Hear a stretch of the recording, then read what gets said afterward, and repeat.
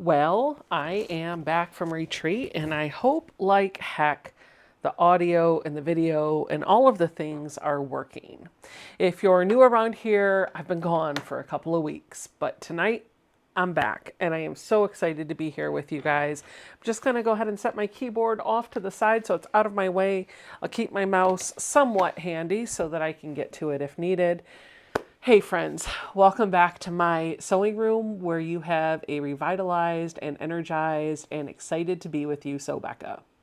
Every Friday night at 8 o'clock, I like to do a live stream, 8 p.m. Eastern time that is. I like to do a live stream where I come in and just work on something. Whatever it is that I need to make progress on, I just sit and I sew and I chat with you. And sometimes I've got friends with me and sometimes I'm just slap happy and all of that's great. It's been a couple of weeks since we've done one of these, which means I'm super recharged, inspired, and motivated. But before I get to working on my projects, I want to talk to you about a few things that have happened over the past couple of weeks. So I do have the chat coming up on my screen and I can see what y'all are putting out there. So feel free, if you have a question, tag me at Sew Becca in the chat so that my name shows up in a different color and it'll kind of pop out to me. I also have a few mods that are in the chat as well. And if something needs to get in front of me quickly, wow, this is, there we go. If something needs to get in front of me quickly, they have ways of getting a hold of me offline so that I can see what's going on. Okay, so let's talk about where have I been? Well, if you've missed it, I have been at a retreat. In fact, I've been on a couple of trips. July is a very busy month for me. Summer just has a way of getting away from all of us, doesn't it? The weather's nice, the kids are out of school, we all have fun things to do. My summer season kicked off in June. I did a retreat in Pennsylvania with Donna from Handmade by Ying and several quilty friends. That was a Tuesday through Sunday retreat, and my mom went with me. There are actually a few subscribers here that were actually at that retreat as well, so it was really nice to get to see people that I have met on Zoom or I have seen in the YouTube land just by name only. It was nice to be able to get to see them and spend some time with them. That retreat was marvelous, and one of the things that I really love about that retreat is it's only like 4 hours from my house, so I can pack up, be there and back without having to travel long distances. So Donna and everybody else that worked to put that retreat on, I appreciate you. I love you. I had a wonderful time and I can't wait for next year. We'll see what happens. I've got some potential conflicts that might keep me from that retreat in 2025, but hopefully things will work out. We'll just wait and see how the calendars all play out. Okay, so that's how my summer kicked off. I went to that retreat. Actually, my summer kicked off right before that because Mary came just a few days before that retreat and she stayed for a while and she went to that retreat with me. Then we came home from that retreat and about a week or so later, we left to go to Southwest Virginia to visit my mom and my 2 sisters and throw a 70th birthday party for the one and only Mama Nancy. While we were down there, we did help my parents do a little bit of decluttering in their home. And I got to spend some time with both of my sisters, which was super nice. And I really enjoyed every moment of that. We made sure to leave that trip making plans for the 3 of us to get together again in the future. And so I think there might be a sisters trip in October coming up that I'm really excited about. After I left Mom's 70th birthday party, which was around the 4th of July, I came home that Sunday. Mary had done a wonderful job dog sitting and house sitting for us. Jason, Zoe, and I came home from that trip, and literally like 2 days later, I packed up and drove to Mary's house in South Carolina, which was a lot of fun.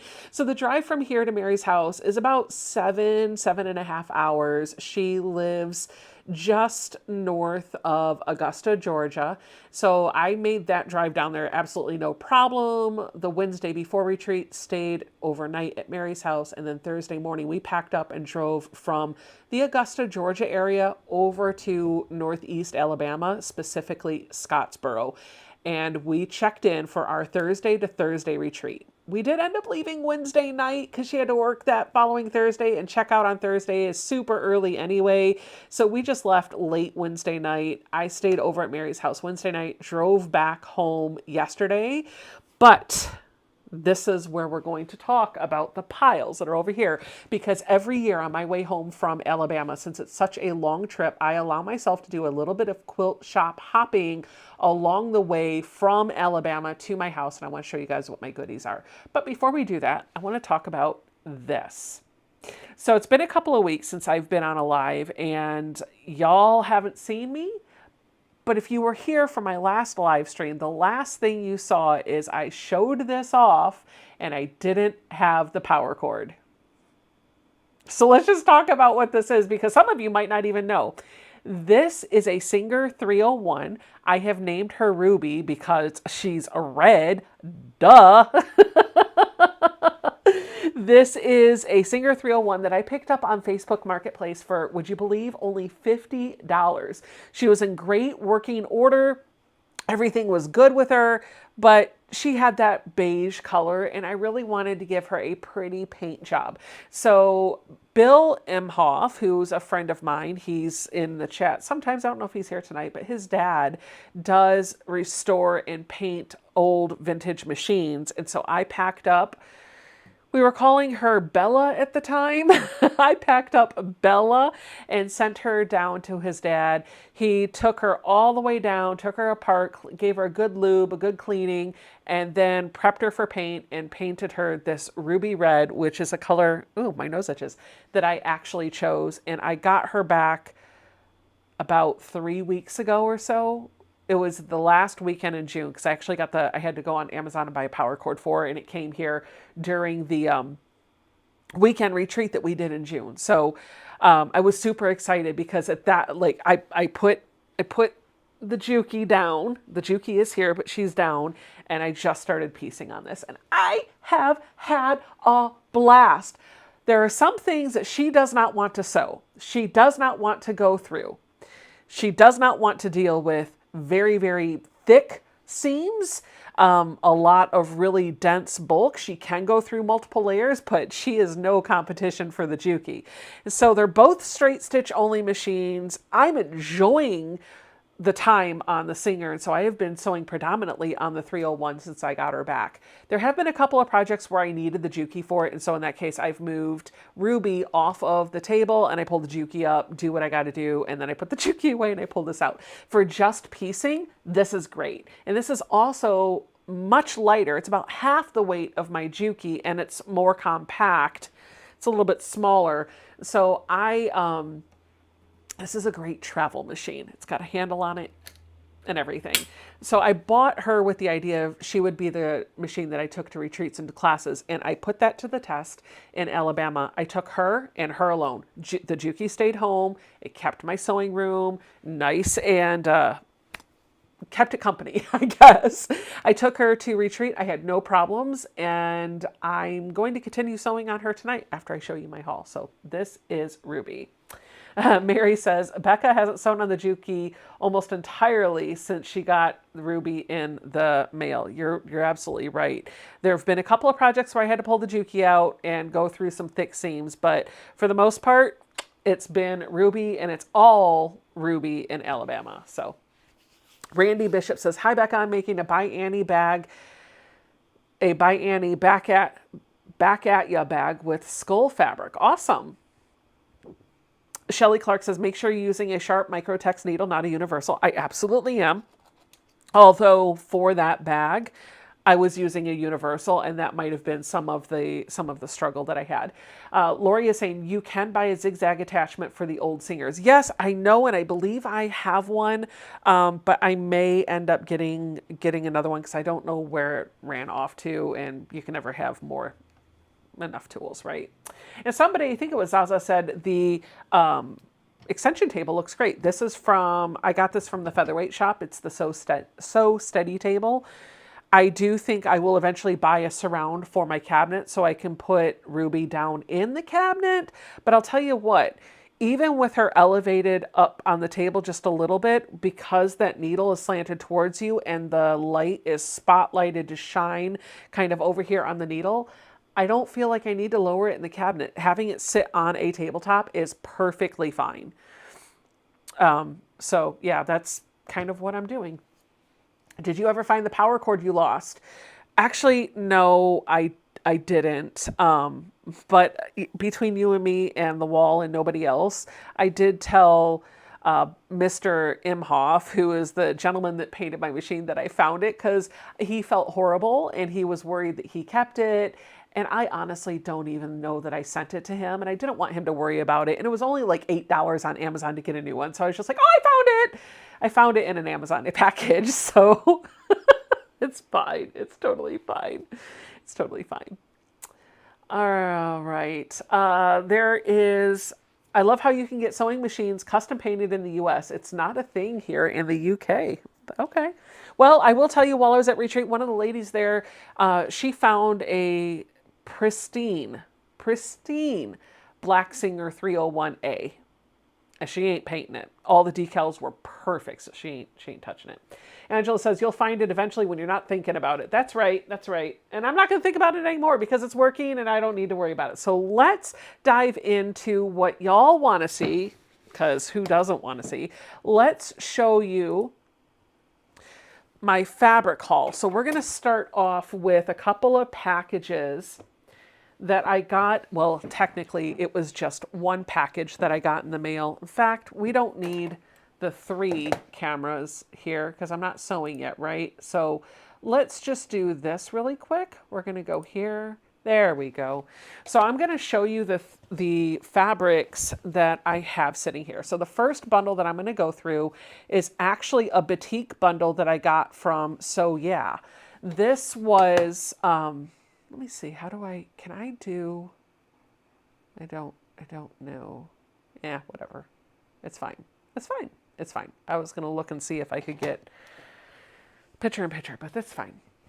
So before I left for retreat, So Yeah had a flash sale on batiks, and they had 3 1-yard bundles. They were all curated together. They came just a couple days before I left. And so I thought, well, since I'm going to do a haul video and show you the things that I got on my road trip, I might as well show the 12 or so yards of fabric that I got from So Yeah.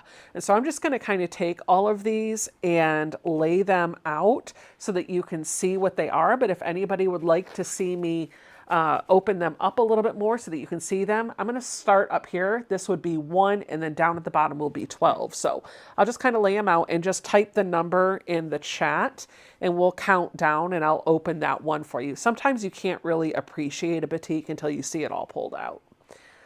I do believe there's going to be 9. I'm sorry, there's 9 because I got 3 1-yard bundles. I got 3 of these bundles, which each had 3 1-yard cuts in them.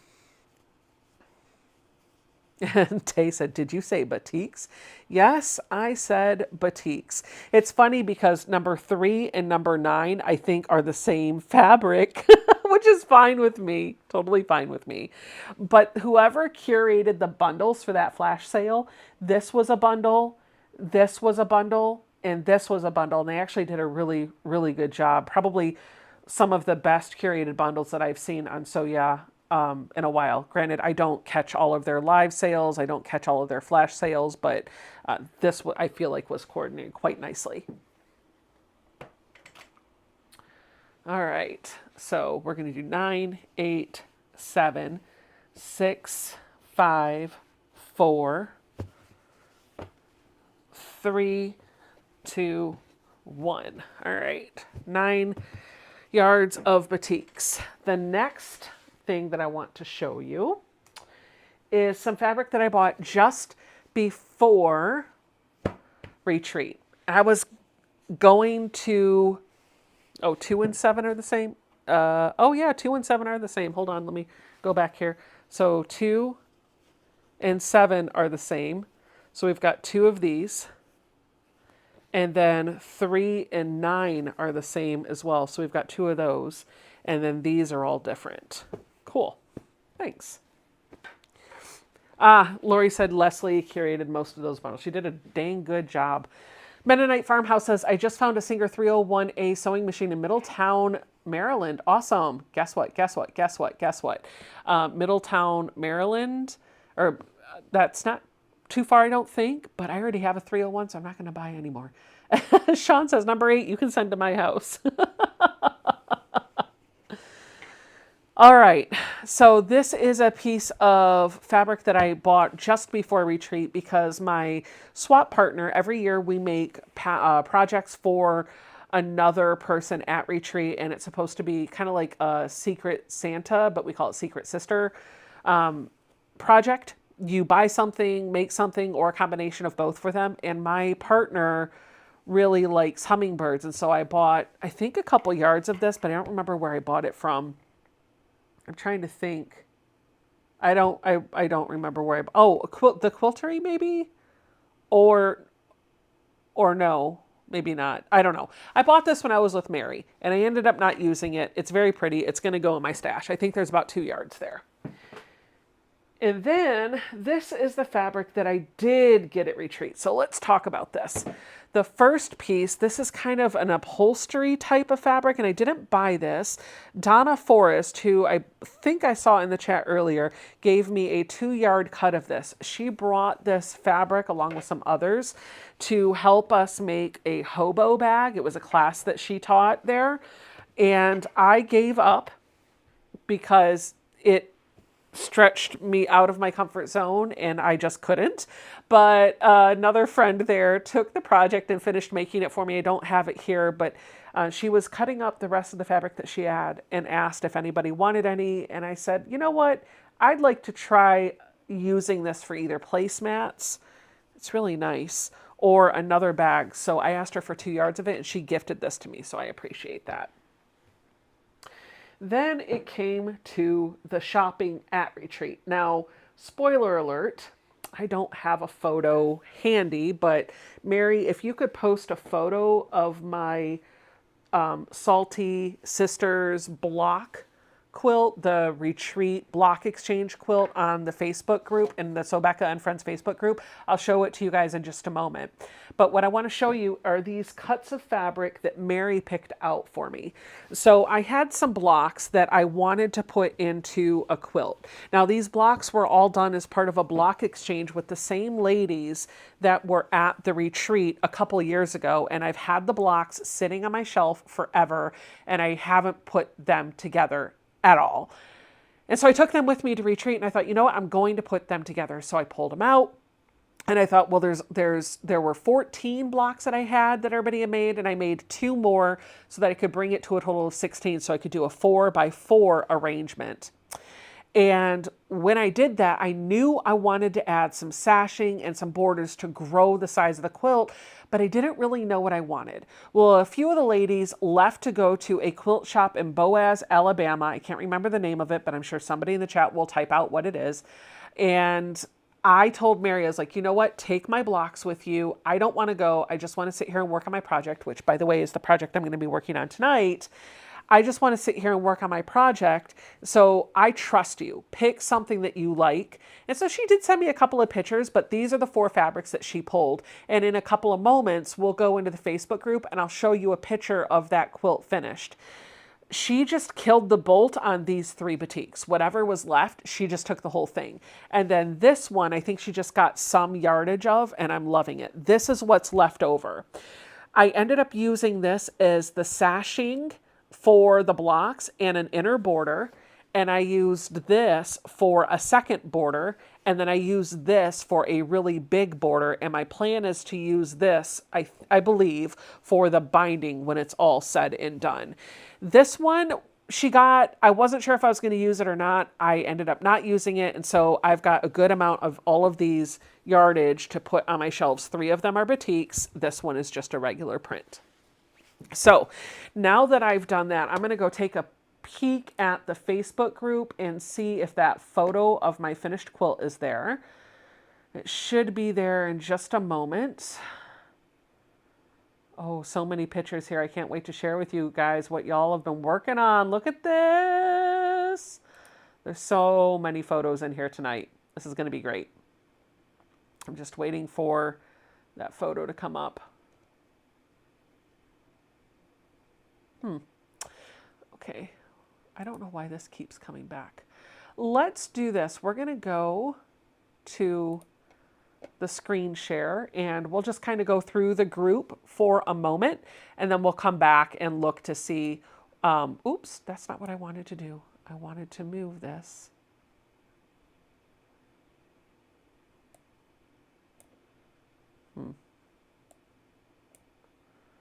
Okay. Sorry, I'm trying to move a window out of my way. Okay, so let's take a look at the Facebook group while we're waiting for Mary's picture to come in. The first one that we have here is from Lori. She said she got new hardware on her leg this afternoon. She needs to figure out how to bling it up, and she's looking for suggestions. So if you have suggestions, maybe type them out in the chat or leave them as a comment on her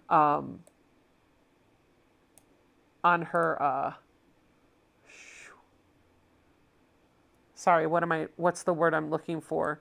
On her photo. That's the word I'm looking for, on her photo. All right.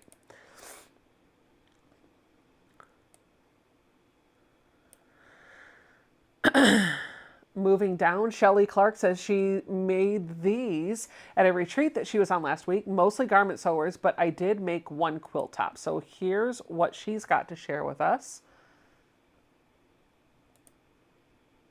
Oh, very pretty. Love that quilt. Becky Brownlet says she's so very proud of herself. She crocheted this bag and even started at the zipper and went down. I got my idea by watching Tina something make her mosaic bag. I'm not quite that brave just yet. Juanita Hale says she just finished her Mickey flag quilt this week and I love my scrappy binding. That's a nice quilt. I like the Mickey shape. Michelle says, while at my quilt retreat, I completed the 2023 Fat Quarter Shop Designer Mystery Quilt. I also did a shop hop in East Central Illinois and bought more fabric and projects to do because we all need more. Awesome. Oh, wow. Look at all those patterns. Nice. Ian says, if you're in North Texas, don't forget the show is open 9 a.m. to 4 p.m. tomorrow. I have 3 quilts in the show, and he did put some information about the show there, so make sure to go check that out. Linda says, here's a bag that I made last week while watching Laura Lynn from Mom and Pop. It's called a professional tote. It's already cut out fabric to make, and I've already cut out fabric to make 3 more for Christmas. All right, let's refresh and see if that picture is posted now. Here it is. Thank you, Mary. So this is the picture that I wanted to share with you. This is the quilt that I made, one of the things that I worked on at retreat. This has 16 blocks in it. And all of these blocks were made by ladies at the retreat, with the exception of the one in the upper right corner and the lower left corner. I don't know what the name of those blocks are, but those were made using the block on board die cut for my AccuQuilt. And I can't even pull the block on board die for the AccuQuilt because I have lent my AccuQuilt stuff to Mary to use for a little while. So if you absolutely need to know what those are called, just leave it in the chat and she'll let you know in the live chat what the name of the die is when she gets to it. Or you can email me. That's probably easier if you just want to email you can just email Mary directly, mary@sewbecca.com, and she can get you the information for the die. So you can see I've got the sashing here. I cut my sashing at 2 inches, and not all of the posts are perfectly lined up. You can see right here, they're not perfect, but I don't care. And then for the inner border, I cut this at 3 inches. And then the middle border, I cut that at 2 inches again, which kind of picks up the size of the sashing that's inside of the quilt. And then the outer border I cut at 6 inches. Now, when it's all said and done, I believe I'm going to bind it in that blue that's the middle border going around the quilt. I even polled all of the ladies that were at retreat and asked them what they would choose. There was one person who said that I should bind it in the same turtle fabric, but everybody else agreed with my idea to bind it in the blue. So I'd be interested to know, how would you bind this quilt? Would you bind it in the blue or in the turtle? Curious. Let me know in the comment, or let me know in the live chat or the comments down below.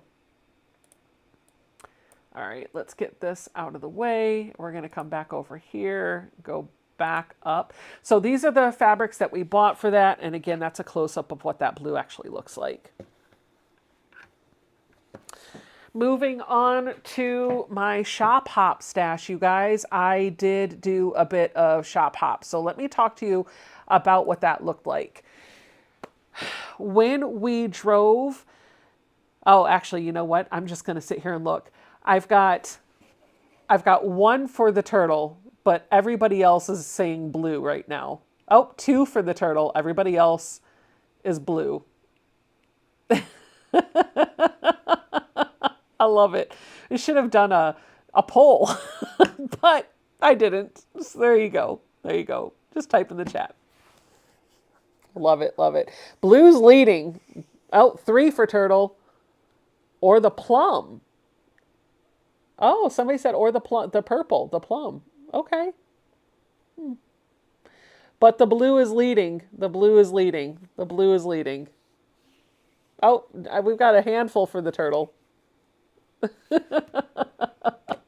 All right. So let's talk about the quilt shop hop.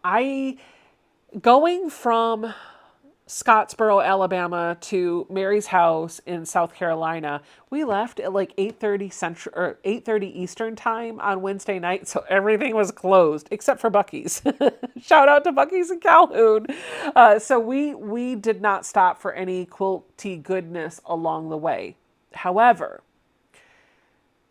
Thursday morning when I woke up and drove home, I did stop at a couple quilt shops. And I think we stopped at a quilt shop going in, but everything that we bought, for the most part, I believe, was for gifts at the retreat. I think I might have bought myself a couple of charm packs. Where did I put those? I have no idea. All right, moving on.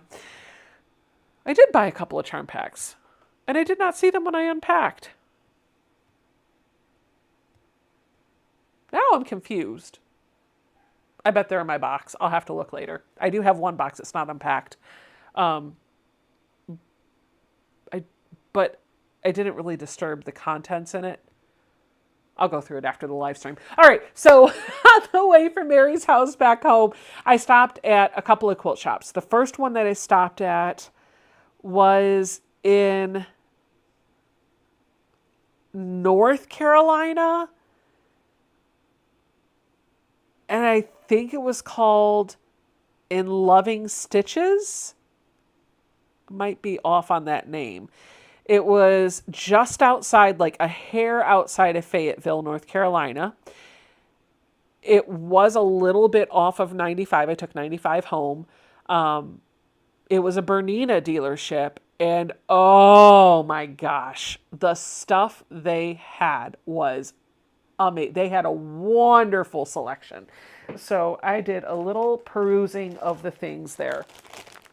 The first thing that I bought was this panel for Miss Mary, actually. So I'm going to set this aside in a little pile of goodies that I have building up for her. It's already got 2 items because she had a t-shirt delivered here and it didn't come before she left.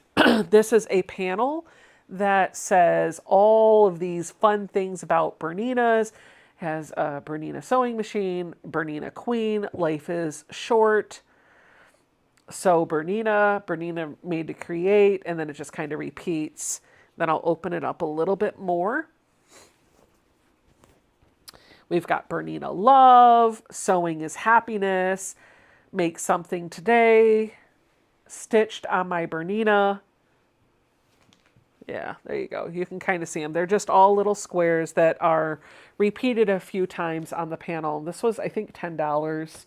Doesn't have the price. Oh, $8.99, even cheaper, $8.99.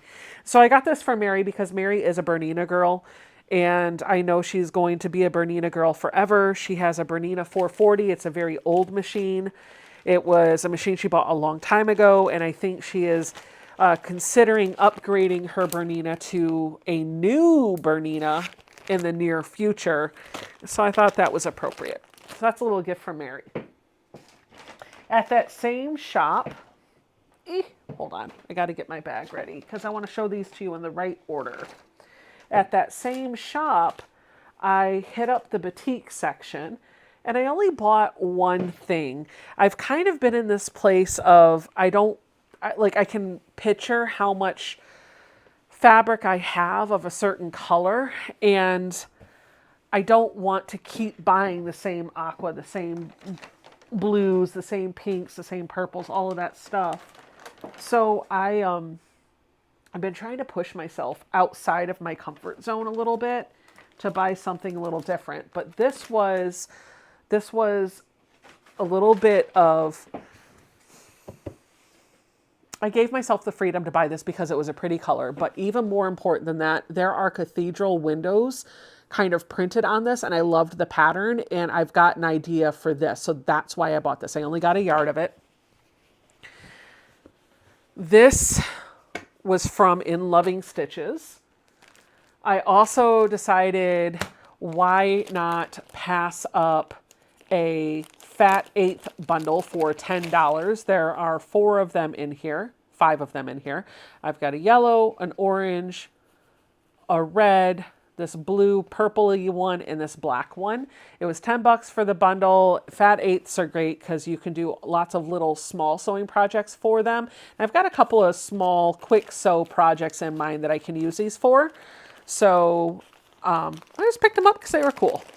And I wasn't going to spend a ton of money on batiks, but this was a nice way that I could get a little taste of a variety of different batiks without breaking the bank. Then I bought a couple of notions, and you guys are going to be so shocked. I bought some hexie papers and a hexie template because of the wonderful thing she does. No, anyway, I bought this because I want to try my hand at EPP. And I'm a member of Karen Brown's Stitch and Circle from Just Get It Done Quilts. If you guys want to check out her channel, I believe Mary and Ian are in the chat, and they could drop a link to Just Get It Done Quilts YouTube channel. If you join her membership, which is $4.99 a month, once a month you get access to a Zoom with her and other quilters. And the dates vary. It's usually a 2 or 3 hour stitch and sew. But she's also started doing Zoom classes that are also recorded and available for replay for a short period of time. And this Sunday, she's going to do an EPP class. And I thought, you know what? I've not been on one of her Zooms in a minute. I've been really busy. But I want to carve out some time to at least do the EPP class. No, that's not true. I was on her FPP class a couple months ago. Anyway, I want to carve out some time to do the EPP class, and I didn't have anything other than like the glue and the thread and stuff. I didn't have the paper pieces or the template, so I thought I would pick these up, and it's something that I can reuse. And I got the bigger sizes. I got the 2-inch ones because I felt like with the 2-inch hexies, that would give me more to hold onto instead of feeling like I was holding these really tiny little pieces. I can make a single flower, a single grandmother's flower, and if I don't like it, then I don't have to do anything else. That's why I got those. I don't know, Donna. I don't know why it's only letting you post anonymously in the Facebook group. I'd have to look at it offline. Or maybe one of the admins or moderators could look at it, but I didn't remove your permissions for anything, so it should work. All right. So the next things that I got from that shop in Loving Stitches are 3 cuts of Tula fabric. So, you know, I'm not Tula's #1 fan. I'm just not. But when I love a line, I love the line. And then everything else I can live without. The Roar line, her dinosaur line, I love. I stinking love it. So I do have a layer cake of it and some yardage, but I don't have all of the different cuts. And I've been kind of kicking myself for not buying a 1 yard bundle or a fat eighth bundle or a fat quarter bundle. With these bigger prints, I probably would have wanted a half yard bundle. It is what it is. Well, when I went into In Loving Stitches, I saw the Tula section and they had some bolts of Roar. And so I started with this one. I pulled this off of the shelf and you could tell that there was probably only a yard-ish of it. So I knew I was going to take this and I was going to take all of it and it was going to be fine. So I grabbed this and then I started perusing the other Roar fabrics. And then I saw this one and decided it felt like there wasn't a whole lot on there. And I would probably take all of this. It'd make a really pretty fun binding, even for a non-Tula quilt. So I held on to that. And then the third bolt that I saw that I decided I wanted to grab some of was this Triceratop fabric. There you go. Just like this. I don't know why I love it as much as I do. Actually, I don't even know why I said that. I love this fabric. And I have the T-Rex fabric, but I didn't have the Triceratops, whatever. Triceratops. I didn't have this. And so I decided I was going to pick this up too. So here's what happened with these fabrics. I picked up the bolts. I took them up to the counter. The lady started cutting the fabric for me. And we started with this one. And I just said, I'll take the whole bolt. And by whole bolt, I meant the 33 inches that was left on the bolt. And then she pulled this one open. She said, how much of this? And I looked at it and I was like, probably 2 yards. And she pulled off 1 yard and 5/8. And I took the whole thing. And then she pulled this and I was like, how much do you think is on there? And she said, well, it looks like around 3 yards. And I was like, I don't know that I want 3 yards of this, but I will take 2. And so she started unraveling 2. There was 2 yards, 15 inches. So I took it all. And because I killed the bolt for all 3 of these, she gave me 20% off, 20% off, 20% off. So I got Tula 20% off. I was really excited about that. My little fabric pile that I didn't feel like was very tall is growing. It's getting taller. Do you see this over here? So I left In Loving Stitches and I started driving up the road a bit and I got to the North Carolina, Virginia border and I was tired, y'all. The drive, it wasn't hard going down, but coming back, I didn't get a ton of sleep the night before and I just was ready to be home, but I needed to wake up a little bit and I was full and I didn't need to eat to wake up. I needed to get out of the car. So I didn't stop for coffee. I decided I was going to stop at a quilt shop. So I pulled up my map and I found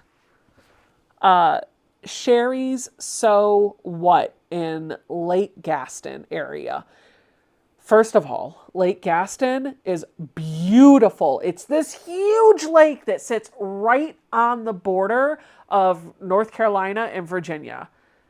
It was gorgeous. And I told Jason, I was like, we need to rent an Airbnb down there and just go spend a few days on the lake, rent a boat. Like, if we ever get to the point where we could afford a vacation home, like, that's where I want it to be. It is 3 hours from my house. It was gorgeous. I loved it. So I stopped in at Sherry's So What, and I was pleasantly surprised by all the fabrics that they had. I met Sherry herself. So, I started looking around and the first fabrics that I got were these fabrics that I had a while ago. And I think in the move, I may have destashed them because I didn't think I was going to actually do anything with them. And I immediately regretted that. But these were on her sale wall.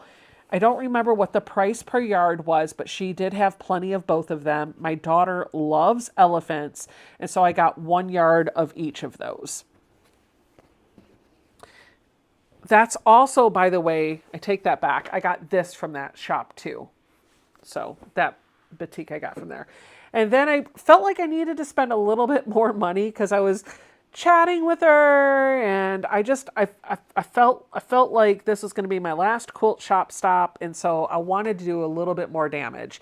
So I went by the Tula section multiple times and I didn't see any any prints or any lines that I just absolutely loved, but she did have some good blenders. And so I got 1 yard each of those 4 dots, which I can use on a lot of projects. And I killed the bolt on this gray hexie, which I can use in a whole bunch of different things. These are great blenders for Tula or other projects. And then the last thing that I got before I go and show you what I did at retreat and continue working on the project. Oof. Y'all are like, Becca, just get on to the sewing. We're tired of seeing all the stuff that you got. Are you ready for this? I don't think you're ready for this. I don't think you're ready for this. I got a ruler. I bought a Stripology ruler. And if Pat Strawhouse is in the chat right now, this woman is probably doing backflips because she has been telling me for years to buy a Stripology ruler. I did get to test it out in the shop. She actually was using a Martelli cutter, and so I got to test it with the Martelli cutter. It was a little weird to get used to, but she gave me a couple of tricks that made this easier to work with. I'm not going to be using this tonight because everything I have is already cut, but I thought it was an okay investment. We'll see. We'll see. Will I love this in a week, a month, a year? Time will tell. But I did make the $74.99, or is that $94? Whatever. The ridiculous price investment. I did make a very big investment in this ruler. So there we go. So that's what I did. That's the damage that I did on my quilt shop hop coming back up the road. While I was at retreat, I worked on that Salty Sistas. That's the name of her group, Salty Sistas. I did work on putting those blocks into a quilt. I worked on taking some blocks for a quilt pattern that I am finishing up, that I put those into a quilt, but I have to add the borders before I can show you that quilt. So that video should be dropping very soon along with the pattern. I taught the Hemingway pouch for all of the ladies at the class or at the retreat. They loved it. I did a couple of small projects that were led by some others. But what I spent the most of my time working on is a project that Mary and I have been hoarding and waiting to do. So I did give her panda blocks. She's going to put those together so she can get the arrangement that she wants. But she and I both bought this boxed kit featuring the Dwell fabric from Camille Ross Kelly. This is what the quilt will look like when it's all done. And so we had decided we are going to put this together at the Alabama retreat. And it's been sitting on our shelf forever. We knew this was going to be a project we were taking to Alabama. We were supposed to starch and cut and label all of our fabric before we got there. We did not. So the week that we were at retreat, we starched the fabric, we cut the fabric, we labeled the fabric, and we got to work. Now, Mary made more progress on her quilt than I made on mine. So I'm going to show you the progress that I made, and then I'm just going to get into sewing because I want to continue working on this. I've got a couple of things right on the top here that are not part of this quilt kit that I'm just going to kind of set off to the side. So the first thing that I did was cut out and label all of my fabrics. These are the pieces that I started using, or I started making when we were putting our tulip blocks together. I have some bonus half square triangle units that I have no plans for right now. All of my background is cut and labeled, and I've been trying to keep all of my loose pieces in the box so they don't wander off. Things have a way of just being like, bye, I'll see you later, and never to be seen again. But I've got my tulip blocks started, and I have all of my house blocks finished. And so I'll just kind of hold them up one at a time. There's 10 of them. I've got them all pieced together.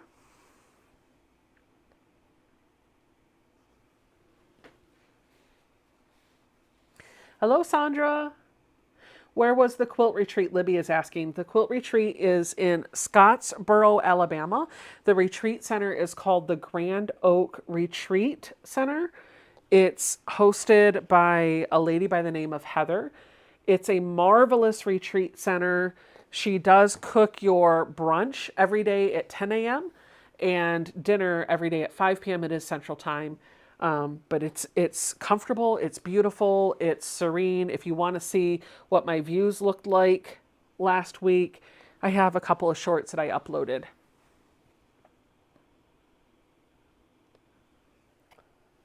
Thank you, Melody. Melody says it's nice to have you back. 45 minutes. I love seeing your bodies. What do you mean by bodies? I don't know what you mean by that. Joy, there must have been a joke. Hold on. Hold on. Hold on. I'm coming for it. I'm coming for it. Ian texted it to me, and I feel like I missed something. I love seeing your bodies. Oh, okay, I don't know what that meant. So those are all of the blocks that I put together. This is the pattern that I'm working from, and tonight I'm just going to continue working on that quilt. I don't know how far I'll get. I would love if I could have this quilt finished by the end of the weekend. Yeah, right. We'll see. We'll see. I will say one of the things that I'm just going to set this on the floor and I'll put it all away tomorrow. I will say one of the things that I realized while we're at retreat. Uh-oh, I got a text. Oh, she had a typo. She said she meant goodies, but autocorrect caught her. Okay. I was like, well, I know the name Joy T. I've seen it before, so I know it's not like a troll or something. You can come in. Hi, babe. Can I see your bodies? Jason must be watching because he said, can I see your bodies? Yes, you can see my... maybe it was a typo and she meant to type boobies. I don't know. That too, please. Get out of here. All right. I'm going to set those blocks down here. I want them to lay nicely. They're already kind of folded a little bit, but here's the problem. I don't know really where I left off. So we're going to have to figure this out. We're going to have to figure it out together, peoples. Oh, man. You know what, guys? Let me go grab an ice water and I will be right back. So we're going to roll an intermission really quick. I'm just going to step away from the computer. I'll be back in just a moment. I'll give you a topic to talk about amongst yourselves. Would you do this quilt? Yes or no? Be right back.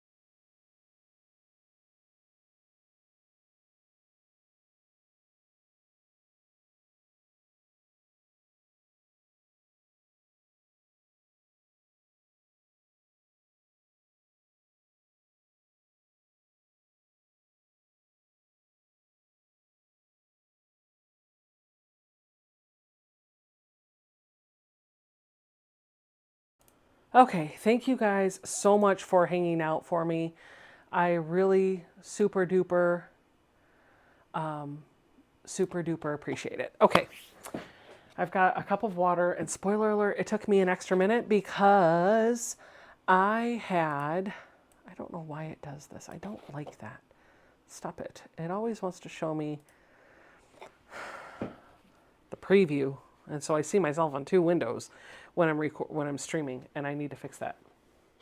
Surprise! Oh, are you guys having a surprise party?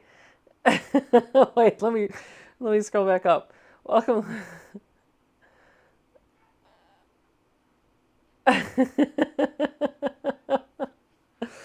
You guys are so funny. You're so funny. Surprise! Yay! All right.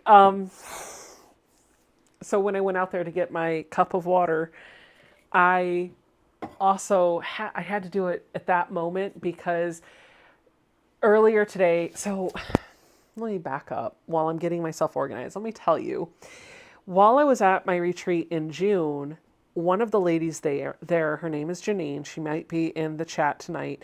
She brought her bread maker and was making bread for like every day. She was making a fresh loaf of bread.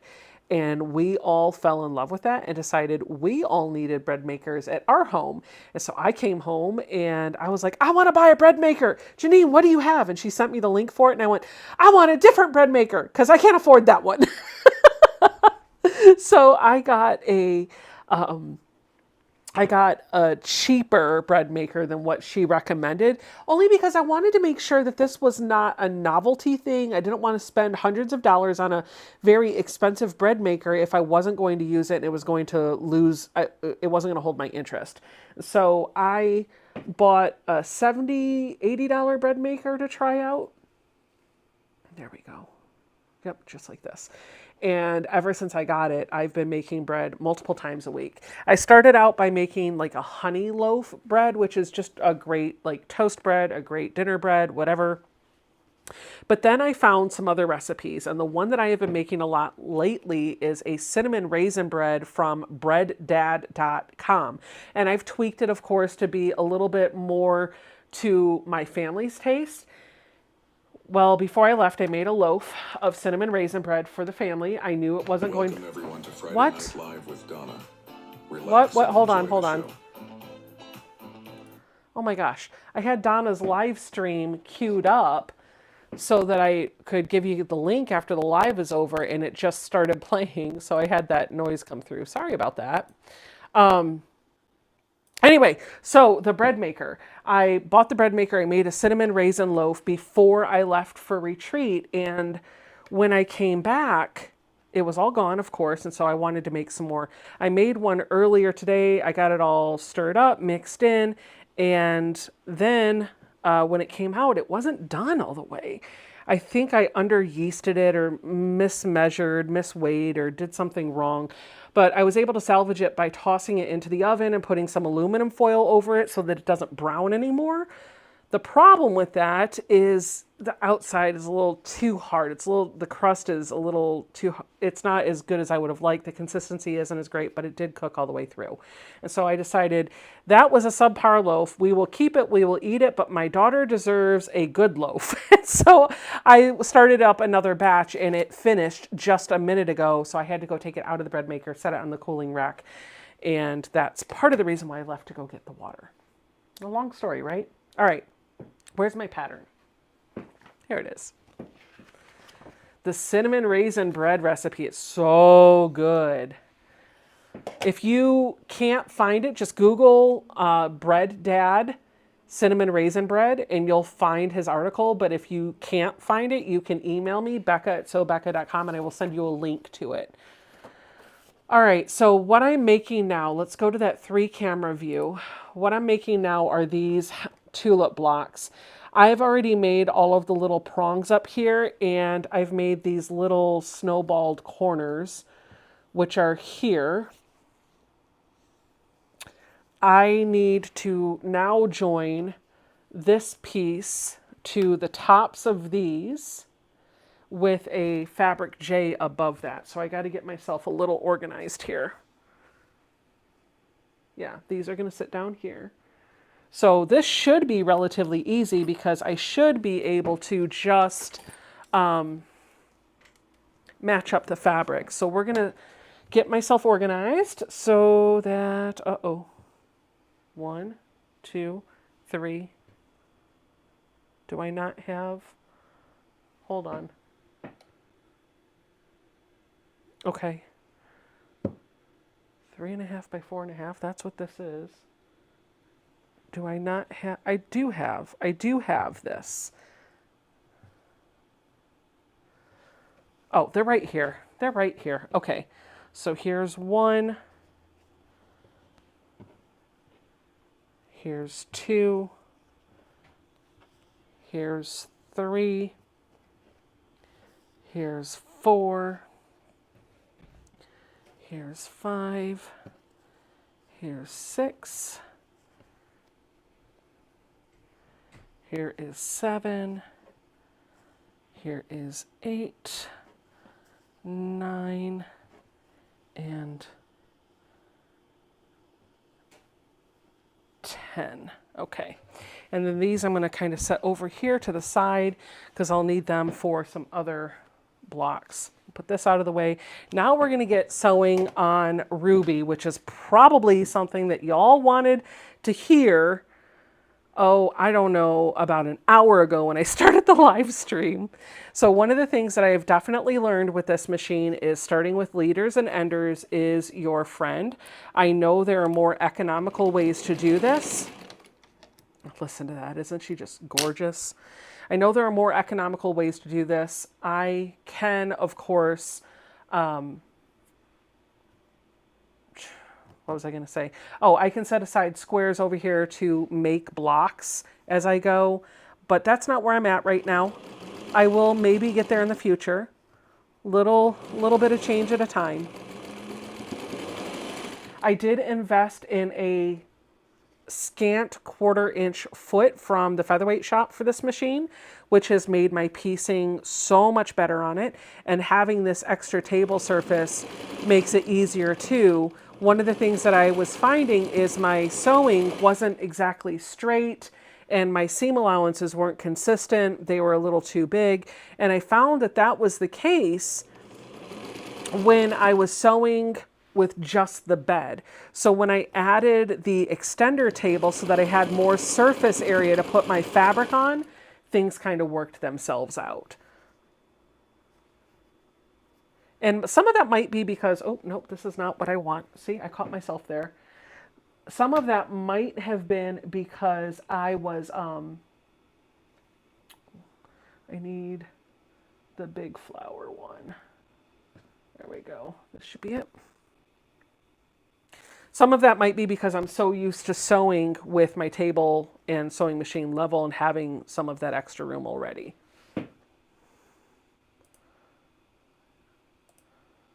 There we go. What fabric am I using? This is the Dwell collection from Camille Ross Kelly.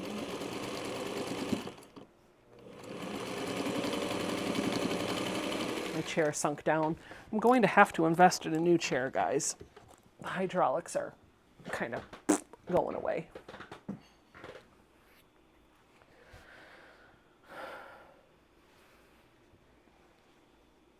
Oh, Mary must be talking about how she wants to sell her Juki. So if you guys are interested in picking up a very lightly used Juki 2010Q, Mary does have one. You will have to pay for shipping. I think she was asking $500, but maybe it's more, maybe it's less. Please email her directly. You can reach her at mary@sewbecca.com.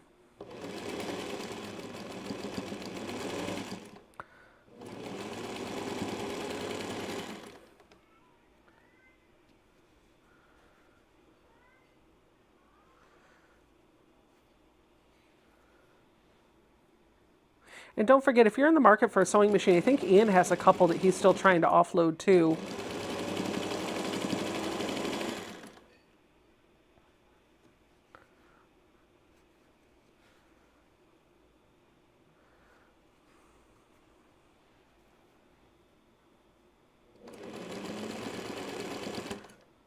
People are asking about the cost of shipping. I will tell you, it cost me quite a bit to mail this down, and it's half the weight of the Juki that she is trying to sell. So if you estimate, I can't tell you exactly what it's going to be because shipping to every address is going to be a little bit different. But if you are looking to estimate the cost of the shipping for that Juki, just estimate about $100. So whatever she's asking, add about $100 to it, and that's probably how much you would spend.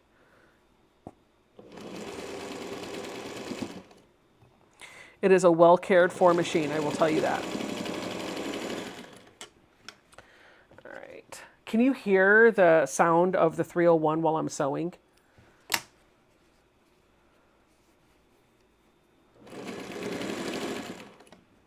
Looks like you should be able to.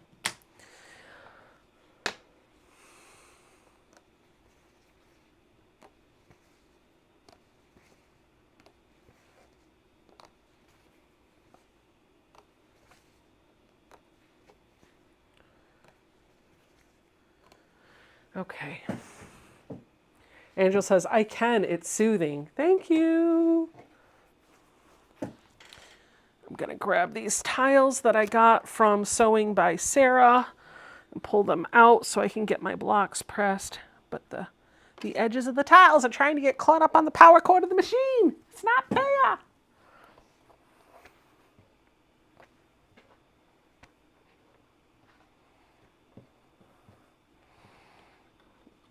There we go. Oh, perfect. Look at that. Snug as a bug in a rug. How about that? How about that? By the way, I do have an affiliate link in the description box down below for Sewing by Sarah. And if you use the code SEWBECCA at checkout, I believe you'll get either 15 or 20% off the entire website. And I will earn a small commission from your purchase, but it won't increase. Oh yeah, I forgot I did that too, so we'll move on to that next. It won't increase your price at all. Okay, let's get these over here. I have a cutting mat set over here that I can use.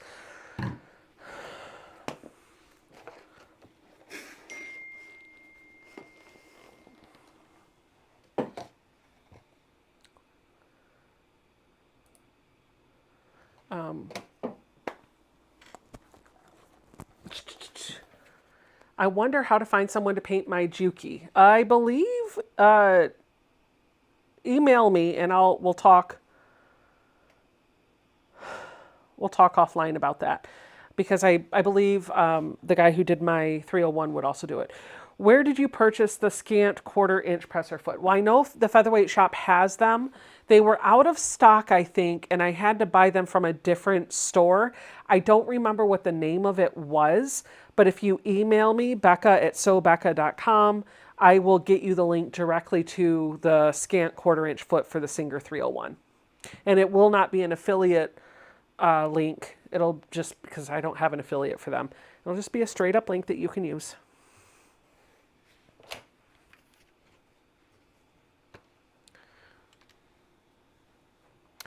Where'd my pattern go? I feel like I'm still jumbled. Okay, it says to press this down. Okay, I'm pressing it in the right direction.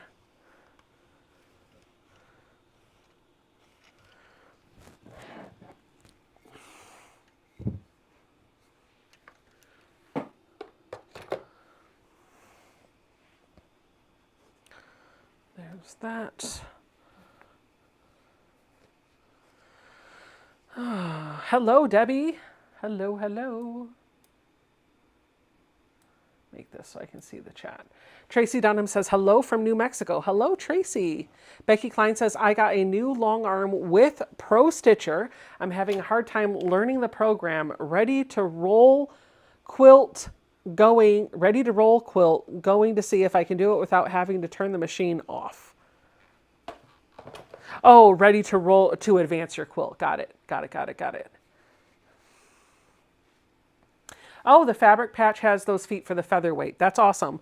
But just keep in mind, the 301 does not take the same feet as the featherweight.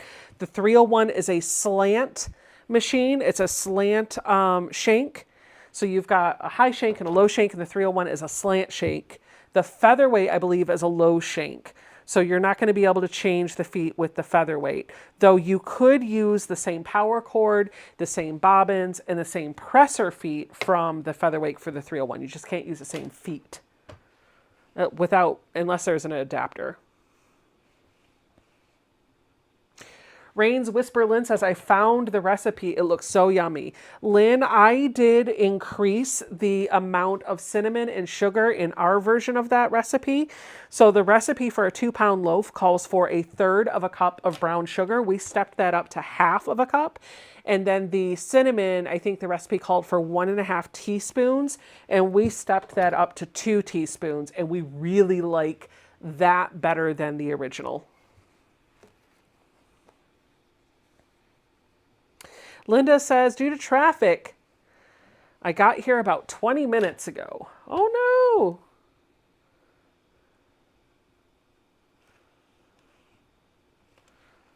no. Tracy Dunham is here from New Mexico. Hello, hello, hello.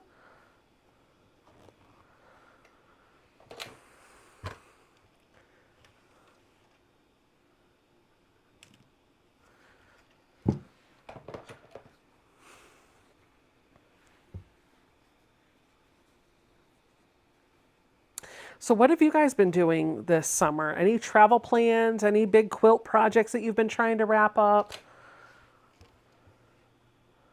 All of my traveling for the summer is pretty much done. So I'm back home. I'm all locked in, ready to go. And I've got several videos that I need to finish editing so I can start getting those out to you. I feel like I've been quiet for the past couple weeks. So it's time to... Well, I have been quiet for the past couple weeks because I took my vacation. But I'm back. I'm back.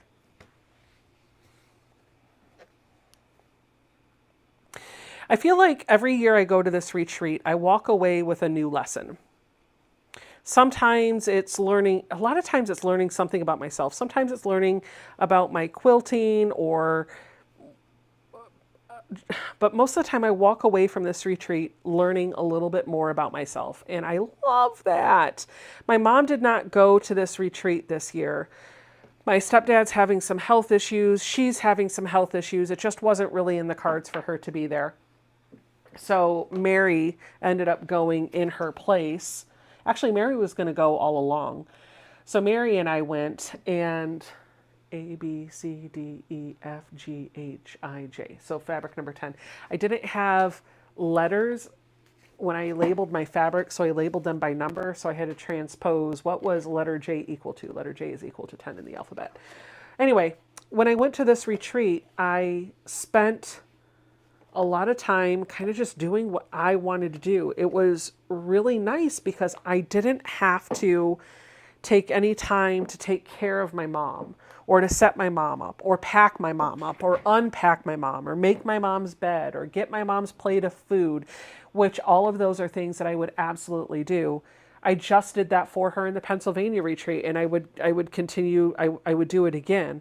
But what I learned, fabric J, this A, B, C, D, E, F, G, H, I, J. This is fabric 10. This is not matching the way it's supposed to. So let me look and make sure I cut it right. Oh, I is not a fabric. So I'm looking for fabric 9. I did go through and write on here what my fabrics were. Like if it said J, I was like, okay, well that's really fabric 9. Here it is. This is what I'm looking for. I'm glad I did that. Anywho, I learned, my takeaway from this retreat was it's okay to have a getaway, to not take mom to everything. It's okay to be there just to enjoy time with my friends and to rejuvenate. And also, it's okay to not be on YouTube or have a bunch of content queued up ready to go. YouTube will be there when I get back. If you have a 9-to-5 job, you are allowed days off and time off from that. And I don't really take any other time off throughout the year. So I mean, once in a while I might miss a Friday night, but I decided I was going to allow myself the couple of weeks to rejuvenate, and I'm really glad I did. Joy T said, Becca, we missed you, but Ian did a fabulous job and kept us happy. I'm sure he did. And it helped his channel too, because in about 2 months, he'll be transitioning to his new home. And when he does that, he might have a lull in content. So feeding the beast now might help him a little bit when it comes time to take that break. Although we've already talked, and while he's getting his sewing room set up, he's going to live less than 15 minutes away from me. And so while he's waiting to get his sewing room set up, at a minimum, his live streams on Sundays, he'll just do from my house, from my sewing room. And then once his sewing space is all set up and unpacked and ready to go, and his internet's working and all the things, then he'll transition to his new sewing space.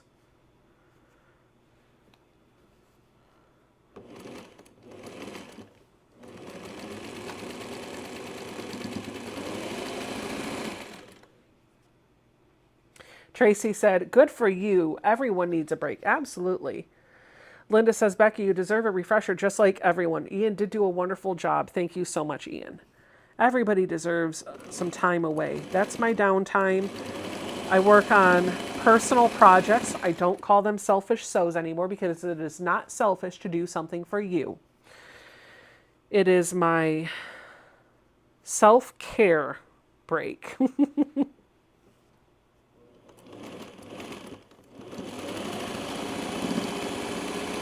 Gosh, and I just love the way this machine sounds.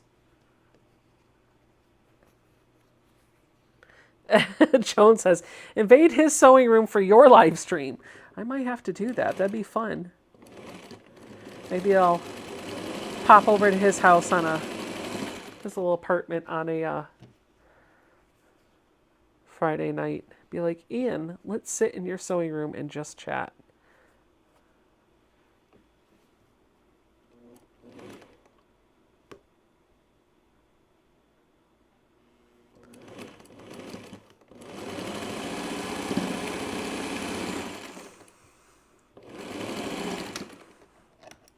I love the way this machine sounds. Oh, hello, Eric. Are we all moving closer to you? Becca, I am looking at more houses tomorrow. Where are you moving to, Soap and Girl? Are you moving to Virginia too? Virginia, Maryland, D.C. area? Lynn says, you guys, I kind of thought Ian would, wait, hold on. Gail Kate says, I kind of thought Ian would be moving near you. You guys are like two peas in a pod. We are quite similar. He is the yin to my yang. Absolutely. Candace says, I've enjoyed my unemployed summer, spending lots of time with the kids and several trips. Unfortunately, it's time to get back to work so I can afford fabric. Oh, and those silly bills. Hello, Eric Oda. You guys, don't forget, if you have a channel that you would like to promote, if you personally have a channel, if you type !selfie in the chat, it'll give everybody a link to your YouTube channel. Eric.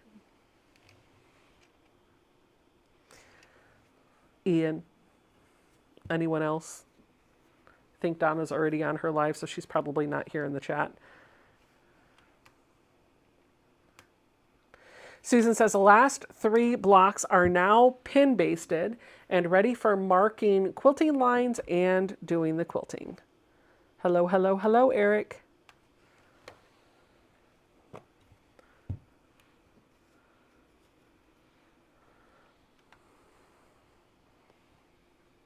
Linda says that machine purrs. My Juki sounds nice and smooth. I'm just used to a faff and it makes so many noises. Shelley Clark says, Ian will have to come visit Washington State if I'm going to teach him how to sew garments. That would probably be better done in person, wouldn't it? Soap and Girl says, when you were in Arlington, so was I. Then I went back to the DFW area, now looking around Manassas. Oh, awesome. You'll have to email me. I live in the Manassas Woodbridge area. I'm in Prince William County. Laura G says, welcome back. So Becca, welcome. Thank you for having me back. You were in Arlington, huh? Whereabouts in Arlington were you?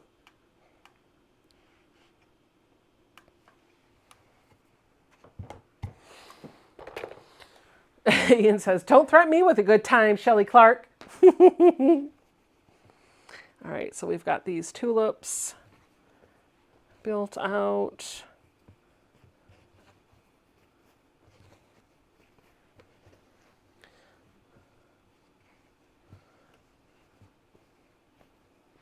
Okay, there's that.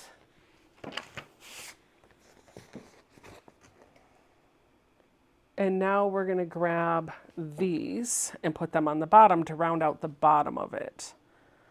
So let's just, these are tips. This is a bottom, tip, tip, tip, tip, tip, tip. These are all bottoms. Bottom. I had a ringtone of the, what are those characters called from Despicable Me? Minions. From the Minions. And they would laugh. They go, bottom. I also had one of those ringtones or text alert tones or whatever where they just laughed. It was like, and it was so hilarious because I set that as my text tone and I forgot about it. And I was downstairs in the basement, which was a little creepy feeling before we finished it in our old house and got it all kind of cleaned up and whatever. Or it was finished, but after we made it not so eerie. Anyway, I was down in the basement with my husband in the washroom talking to him, and out of nowhere we just heard that ringtone. It was like, ha ha ha ha ha. And it was in my pocket, so it sounded a little soft. And I was like, what the heck was that? I was so scared. It was my text tone. The minions were laughing.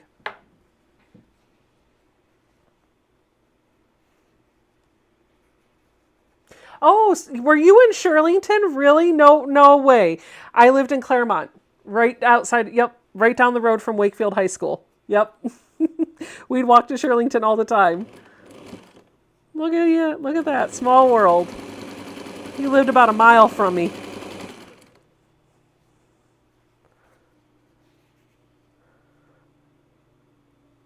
And now you're coming to the Manassas area, huh? You're just following me around. Stalker. When are you looking to move?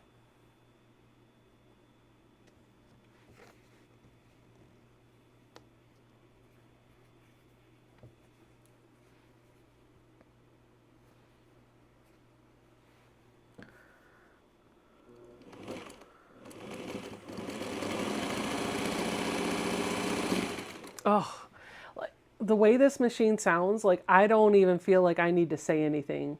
Let's just listen to the singer purr. Like, no dead air needed. Just listen to this beautiful 1951 Singer 301.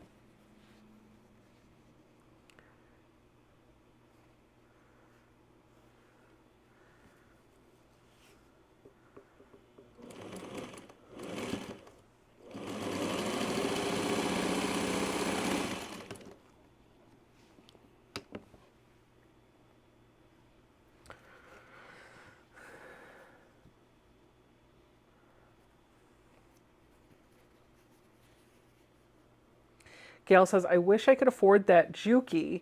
My Singer and Brother machines are just not fast enough.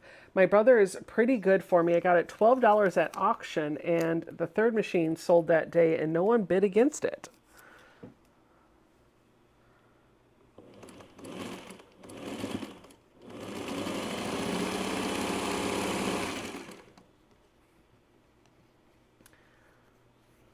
He started his new job last month, and so you guys are still in the Texas area and looking to relocate here, or you're here in temporary housing looking to find something more permanent?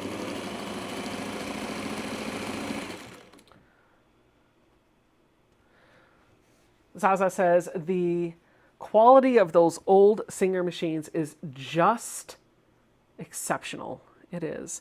Somebody's asking in the chat, where did you get your 301? I found it on Facebook Marketplace. So the full story of this machine is that Bill, my friend Bill, his dad restores and paints vintage sewing machines, and he leaves his business cards out and about. So if you're looking for his information, I am sure he would have no problem with us passing it along to you. Just email me, Becca@sewbecca.com, or Mary@sewbecca.com, one of the two of us. And we'll check with Bill and his dad to make sure, his dad's name is Bob. We'll check to make sure that he's okay with us passing his contact information on, and if so, we'll get it out to you. I don't know what his turnaround time is. Just putting that out there. Anywho, so every time I talk to Bill on Zoom or whatever, I see all of these beautiful sewing machines that he has behind him. And one of them is a white Singer featherweight that sits on a shelf with a bunch of other vintage machines. And I joke with him all the time. And I'm like, hey, when are you going to send me that machine? When are you going to send me that machine? Like, I'll buy it. Send it to me. That's mine. That's mine. And it was... There were a few times where I would pop into a live chat that he would be in, or he would pop on a Zoom and I'd be like, Bill, I didn't get my tracking number for that white featherweight. And so one day, after a couple of months of this, I get a message from Bill that says, hey, there's a package waiting for you at your P.O. box. He said there's a package waiting for you from the featherweight shop at your P.O. box. And I was like, oh my gosh, no. Like, part of me was like, did he send me something expensive? I hope not. Now I feel bad for ribbing him. Surely he didn't, but if he did, oh no. And I don't know what I'm going to do. So I told Jason, you got to go with me to the store, or you got to go with me to the P.O. box. Wait, where are we pressing this to? Oh, shoot. I didn't want to do that just yet. I think we'll be okay. Actually, no, we got to rip these out. I'm too busy talking, and let me show you what I did wrong. So when you're putting together a block, it's really, actually, I think I can salvage it. Okay, so this piece right here is, and I know I'm not zoomed in really tight, but I just put in the bottom part of this tulip block, but there are two fabrics attached to either side of it, and you can see in future steps we're going to add more fabric here and then sew that together. This piece should have been the start of the bottom part of the block, and it wasn't. So right now what I'm trying to do is figure out if I'm going to need to rip that seam, and I think I'm going to have to, because if you look at how the block is being built, you're building out a top half here, and a bottom half here, and this piece is part of the bottom half, and it overlaps with the leaf that's right here in the middle. So I do think I'm going to have to rip those, and that's fine. I'll just use my seam ripper and glide right through. Anyway, so I go to the P.O. box store and I pick up the package. Unfortunately, it was just a small envelope. This guy went on the Singer Featherweight shop and bought me a white Singer Featherweight enamel pin and had it sent to me. I collect needle minders, thimbles, and enamel pins, so it is now proudly on display in my sewing room on my quilt that has all of my enamel pins on it. But it's been kind of this running joke for a while. So while we were at QuiltCon, I was telling him, I was joking with him again. I was like, when am I going to get that Singer Featherweight, Bill? He was like, I don't think you want a featherweight. I was like, yeah, I don't know that I do either. I actually already have one, but I have permanently loaned it to Mary. So if and when she is ever done with that featherweight, I should say when, because it's mine when she is no longer on this earth. It'll come back to me. So I kind of already have one. I just didn't know what I wanted to do. He was like, I don't think you need a featherweight. He's like, I don't think you'd be happy with it because you're so used to the Juki. And I was like, okay, well, talk to me about that. And he's like, I think you need a 301. And I was like, well, what's a 301? He was like, well, it's basically the next step up from a featherweight. It's a little bit bigger, it's faster, it's still portable, but it is a little bit heavier. So it's kind of a good compromise between your Juki and your featherweight. And I was like, okay. And so I started looking up some information on it, and Singer touted that when the machines were brand new back in 1951, they could be in premium conditions, clocked at 1,600 stitches per minute, which is just a little bit faster than what the Juki does. I don't know that I'll get 1,600 stitches per minute with the Singer, and I really don't care, but it is faster than the featherweight that I sewed on. So there's that. Anyway, when he told me he felt like I needed a 301 and that would be the vintage machine for me, I started thinking about it. And I was like, okay. And he told me his dad had this beautiful white 301 that he had just painted. And I guess his mom was telling him that he needed to get rid of machines and stop bringing so many into the house. And I was like, you know what? I'll buy it. Will he sell it to me? And he was like, well, let me call my dad and ask. And so he called his dad and asked if he would sell me the white 301. And I guess when that offer came on the table, Bill's mom was like, it's not for sale. And so I was like, oh, okay, it's not for sale. And so I was like, no hard feelings, I get it. And I started just kind of like browsing Facebook Marketplace. I'm always on there looking at stuff. I don't really buy a lot, but I saw a post come up on Facebook Marketplace from a lady that lives about 10 minutes from here. And she had 2 vintage Singer machines. I don't know what the other one was, but one of them was a Singer 301. And so I looked at it. It said it was in great working condition. That really didn't bother me because I knew I could send it to Bill to have it restored, Bill's dad to have it restored. So I looked at the price. It was $50. I messaged them and said, sold. I'll be there in an hour. So I went down and picked it up. She gave me everything. I brought it home. It turned on. Everything worked. It took me forever to mail it off for the facelift, if you will. But once I did,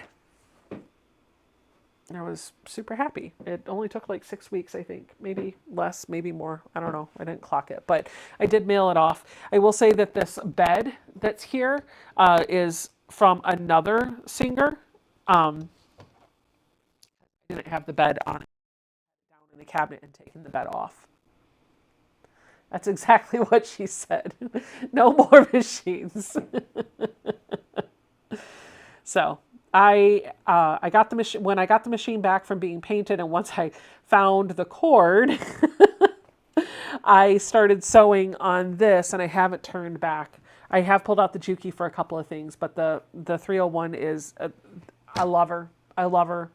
You know, I'm not a big name your machine person. I have named my machines. Like, Beulah is the name of the Juki. I never really named my Amara because Amara seems like a name. Whatever. That's my handy quilter. It's my long arm. I kind of have done a naming of machines, but it's just felt like meh. You know what I mean? It's just felt like, oh, okay, fine, you name the machine. But in this case, like Ruby, and it fits. And every time I was sewing on her retreat, every time I sit down at the machine, we'd start singing that song by Kenny Rogers. Oh, Ruby, don't take your love to town. All right, so I've got this set of tulips made. Now I need to do these tips with these pieces. Get things set the right way, shall we? Linda Gillespie says there is a nice Singer featherweight, Singer 301 on Facebook Marketplace in Kansas City for $200 in a cabinet and working. Nice. This is one. This is two. Sister Chicks Quilting. Hello, Di. Don't forget to do exclamation selfie Di in the chat to give people a link to your channel. She says, get it, Linda. That's a great price. So the benefit of the heat is the corn here in Idaho. Tonight we had sweet corn on the cob. Picked it this morning. So fresh and so delicious. Miss JB says, I named my car Mrs. Ruby. Oof. Lori says it's been 120 degrees here in Vegas, and we've had 50 days of heat so far this year. Over 100 degrees, and she is in Henderson, Nevada, just outside of Las Vegas. Good night, Miss Karen. Love you. Angel says my Mustang was Betty. Wait, that's not the right one.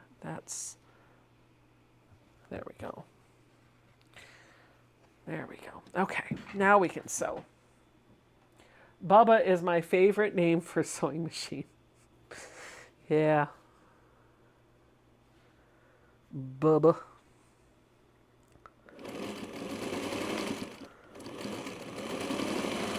Oh, Ruby. Linda says, wait, let me correct that. There's a nice working 301 in Facebook Marketplace that's in Edmond, Oklahoma, $200 in a beautiful cabinet.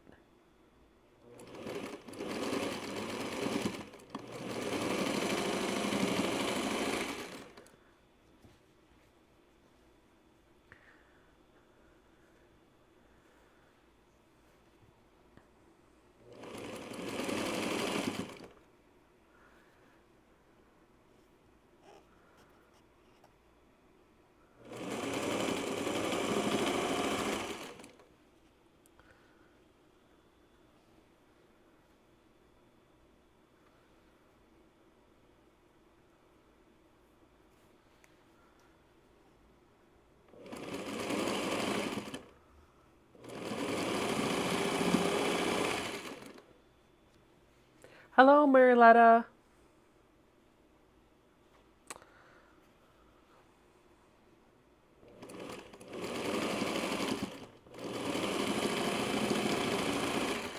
When this quilt is all done, it will be entirely pieced on Ruby. 100%.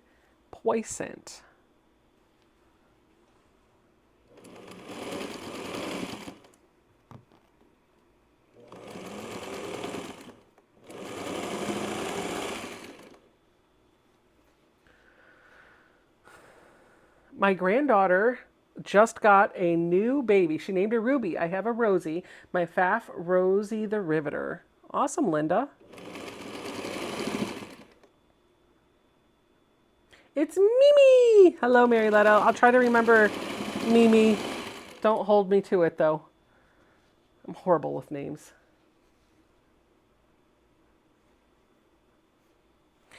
I'm horrible with the names. Oh, Ruby, don't take your love to town. Chicka, chicka, chicka, chicka, chicka, chicka, chicka, chicka. Karen says, I have a featherweight that I inherited from my mother-in-law. It works nice and it is dependable, but it is slower. Yeah, the featherweights are quite a bit slower than the 301s. And that's part of... honestly, that's part of the reason why I didn't want to stitch on it, because I was so used to the speed of the Juki. And when I went down to the featherweight, I didn't mind going slower, but it was so much slower. I was just like, no, I'm good. Next.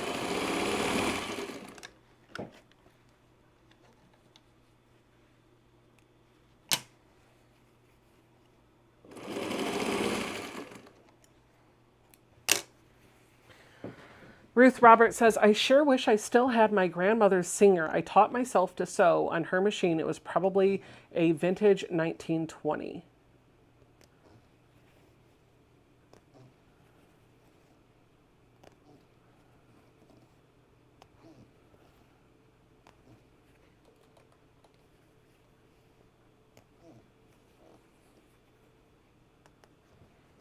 All right.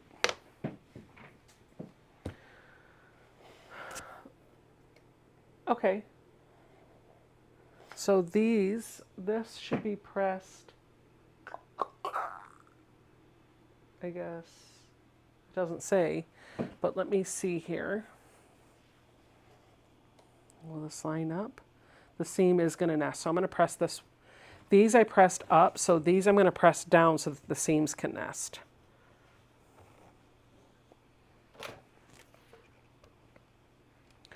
Angela says, I would love to have had my great grandma's machine. She was who inspired me to learn to sew. Melissa Shull says, I have a 1952 featherweight I inherited from my great grandmother. I should get it out and use it occasionally, I guess. Linda says, I love that I can hear the metal slowing down, like a wheel slowing down. I love it. Oop, you guys see what I did wrong here? This should be turned around. We'll have to fix that.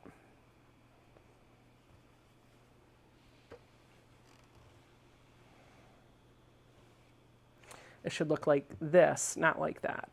So I'll leave that aside. Becca, that is such a cute pattern. I can't wait to see it finished. Me either. I'm hoping that I'll get it done this weekend because most of the work is done. It's just putting these tulip blocks together, which are about halfway done. And then once the tulip blocks are assembled, I can start building out the rows. So if nothing else, I think I should have a finished quilt top to be able to show you guys on next Friday's live stream. So maybe it'll be hanging up behind me next week.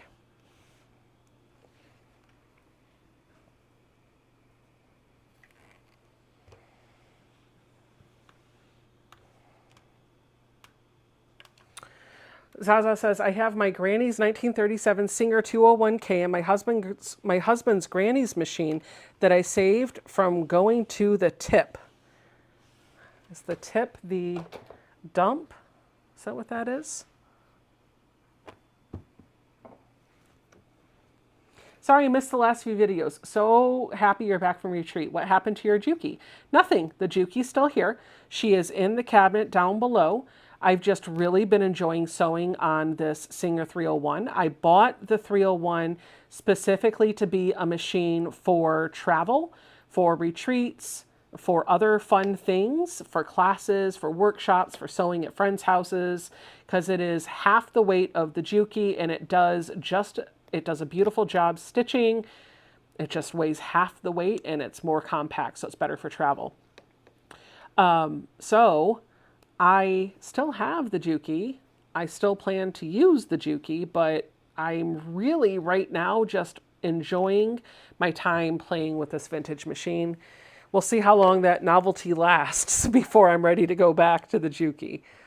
How long do you guys think it'll be before I go back to the Juki? You think I'm ever going back? Like, do you think I have a new permanent machine? A new primary machine is what I should say. Di says, is this a kit or did you add your own fabric or did you buy this suggested fabric? It is a kit from Moda and this is what the quilt will look like.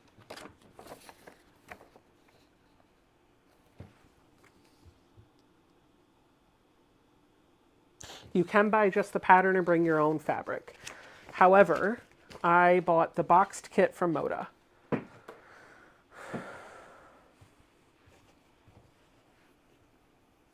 Two quilts from now. Linda said 2 quilts from now, you're done.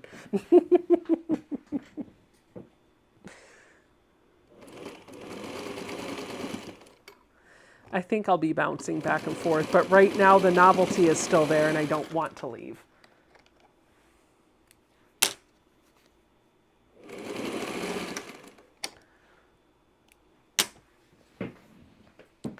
Ruby is probably going to be your new primary. It's red. Karen said next week you'll be on the Juki. Well, we'll see. We'll see. Gourmet Law says, you're making me want to buy a featherweight. Glad you still have the Juki. Not getting rid of the Juki. I love my Juki. Okay. All right, so these go on the right. These go on the left. And there is a layout. I've been trying to copy the picture because that's what Mary's doing, is just copying the picture on the pattern. So I'm going to try to organize these. So these 2 pieces that are the polka dots should go to the left of, sorry, that's not right. Yeah, that's right. Should go to the left of the lattice looking ones right here. So we're going to sew those two together so I don't get confused. They should be matched up like this. And now those seams should go in opposite directions. So everything should nest.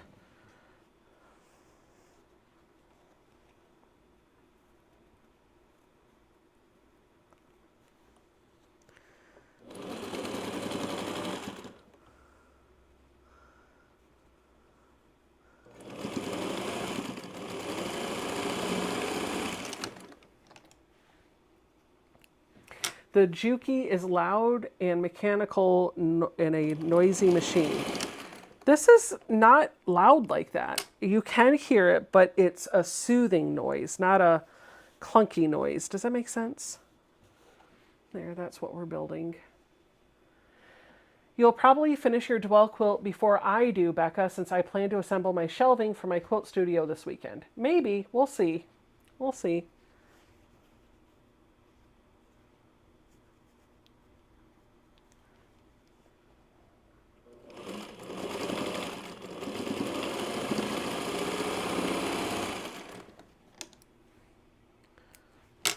I will say for making bags, the Juki comes out.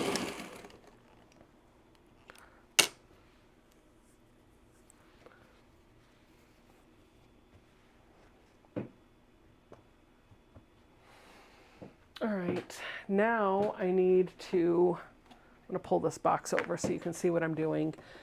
I've done these two. Now I'm gonna do the lattice, and that's next to a floral. So the lattice is next to a floral here. I only have one of those, is that right? I sure do. Okay, I only have one. Which floral is it next to? It probably doesn't matter. Oh, I know. The small floral. This one.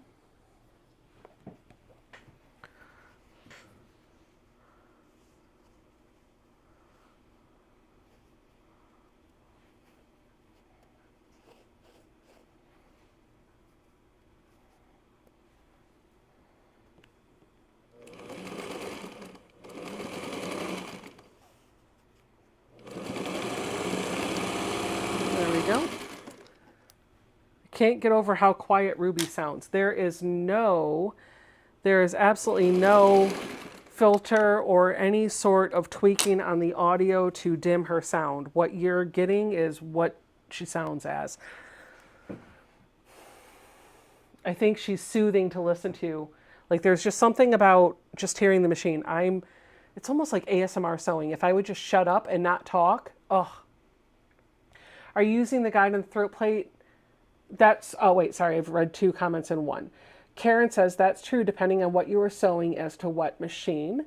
P Bar says, are you using the guide and the throat plate to maintain your 1/4 inch? No, I am using the edge of my presser foot.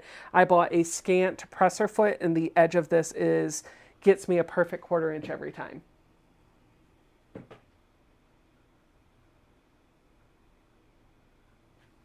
I'm looking to see what I match up next. The big floral and this. Are we going to do that twice? Big floral and a dot. Okay. Susan Year Out says, this fall I am going to use my early 1970s Singer to make tote bags and am anxious to give her a try. Will also begin using my Juki now that Olga is being retired.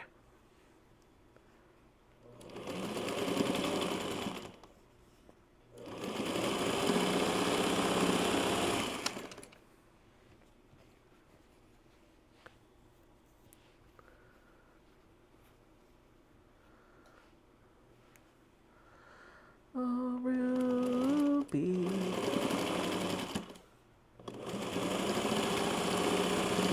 All right, it is 9:47, so I'm going to pause here. We're going to go take a look at the Facebook group and see what y'all have been working on, and then we'll wrap up the live stream, and if Donna's still live, the live stream will dump you out over at her channel. So let's go see what you guys have been working on. I'm going to put this here. Here we go.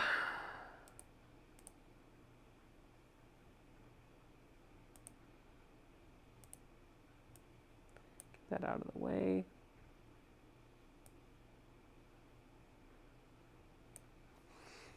We've got 3 new member requests. Thank you, admins, for getting them in. We're going to go to new post and see what you've been working on. This is the quilt top one of the quilt tops that I finished at retreat. Lori talked about the hardware on her leg. I'm going to new post. We talked about these earlier this evening. Yep, all of these are new. Let's just refresh and see what else has come in.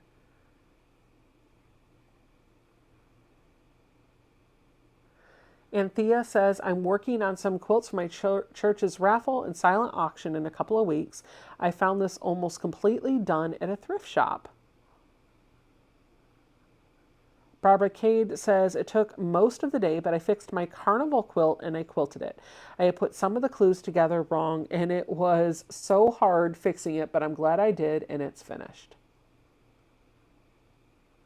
Melody Slater says, I finished my sewing room. Well, still need to hang the design wall and a few other things, but for the most part, it's done. Yay! Ah, nice light. Let's take a look at her sewing room. So fun. So tidy.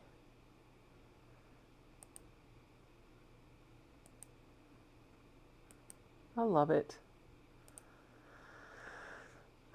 Kathy Gerhardt says, another project complete was a quilt for my great niece. Could not post earlier because my niece checks out my post. Surprise! Aw, so pretty. Aw.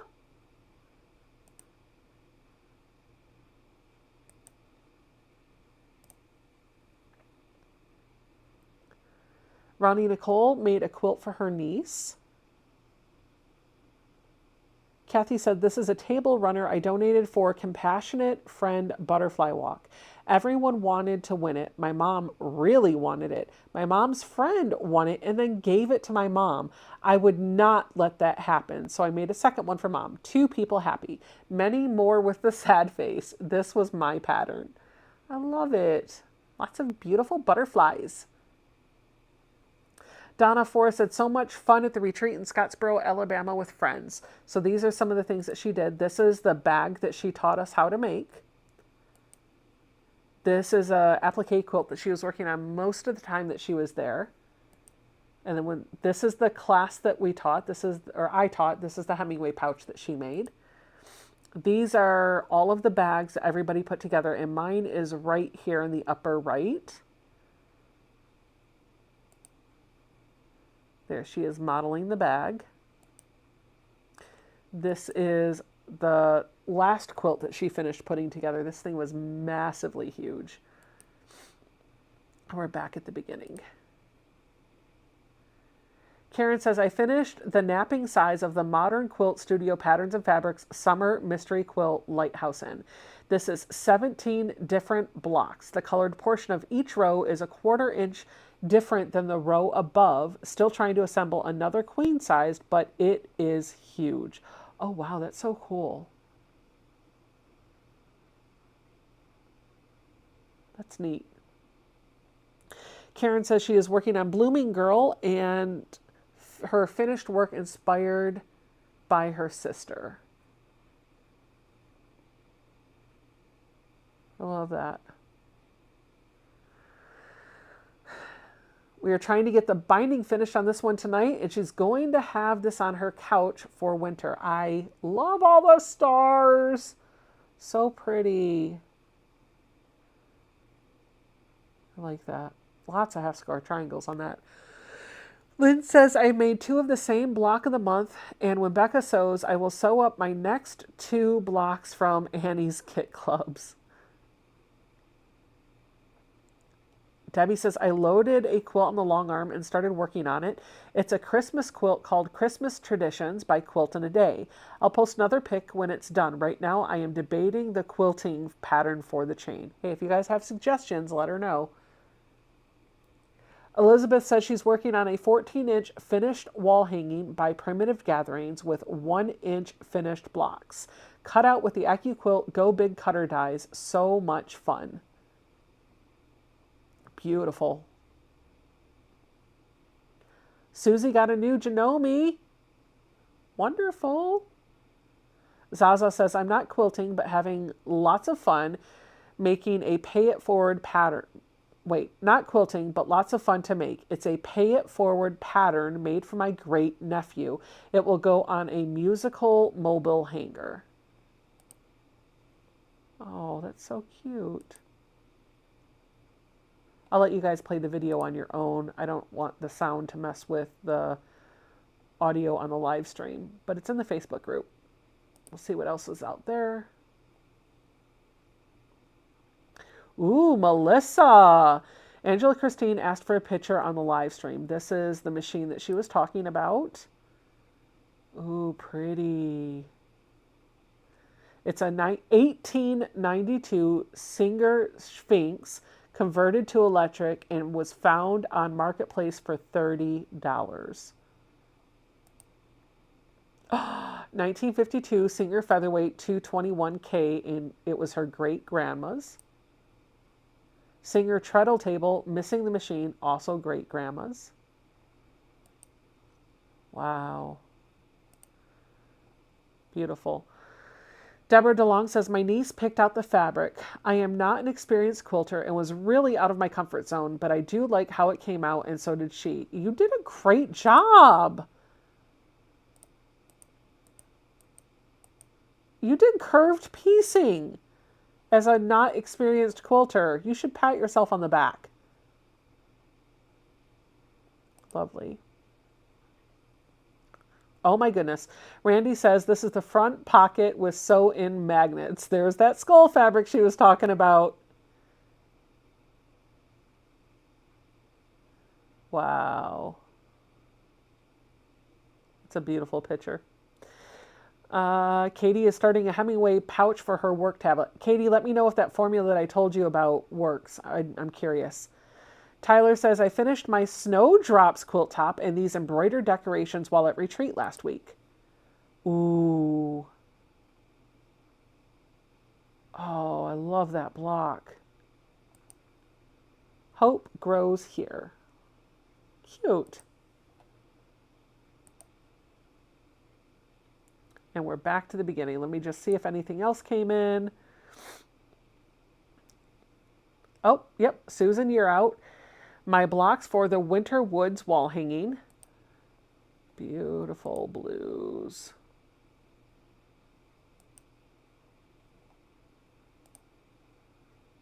And we're back there. We'll refresh one more time. And that's it. All right, friends. That's it. That's all I got. I have lots more work to do, but my goal is hopefully, knock on wood, to get this quilt assembled over the next week. If it's done, I don't know what I'll be working on next week, but if it's not, I will be working on this next week, and I will likely, if I'm going to continue working on this, I'll probably still have the Singer out while I'm working on it, just because I started on this one and I want to finish it on this one. So thank you so much for hanging out with me. I know I've been gone for a couple of weeks. It means a lot that you came back after I took my break. Thank you for being here. I'll see you guys all next Friday night, and hopefully before then there will be a fun video for you to watch, pre-recorded, edited video with some sort of a tutorial. I won't spoil it because I don't know which one I'm going to upload, but hopefully we'll have one of those midweek next week. Thank you for hanging out with me, and I'll see you guys all next week. Bye, friends!